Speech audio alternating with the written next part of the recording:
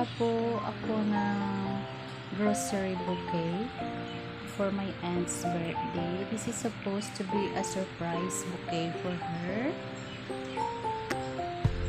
So, ito donated lang to ng mga groceries. So, ako ang gagawa. So, this is what I'm gonna use.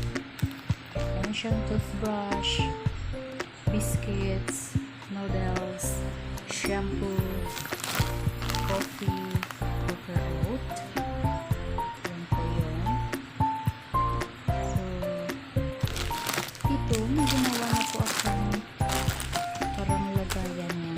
It's kinda bouquet because kung gagawa lang ako ng stick, mabigat kasi yung noodles. So, gumawa ako ng frame. Parang frame yan. Tapos ilalagay ko lang dito. So, let's start na guys. So guys, I started here already. Ayan, yung mga pouch ng canton tsaka yung biscuit. Pinamit ko lang siya ng ribbon. Kasi pag iti-tape mo siya, hindi kaya ng scotch tape. So, kailangan ito parang higpit yung cover. So, ayan.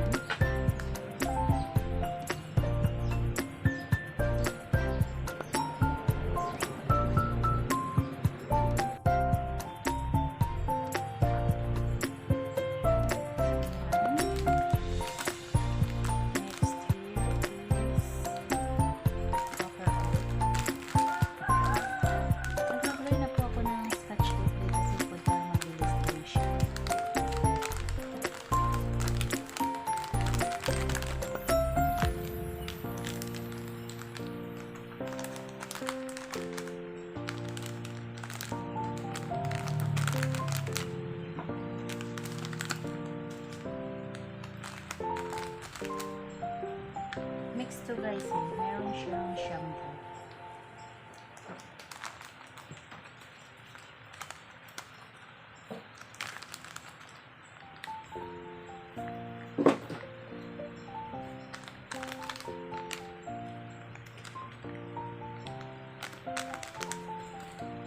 O, diba?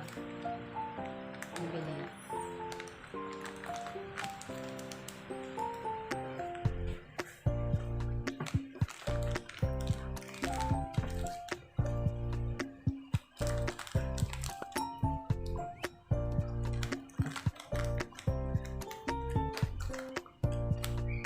Ayan, hindi siya masyadong carry mo kasi meron siyang frame.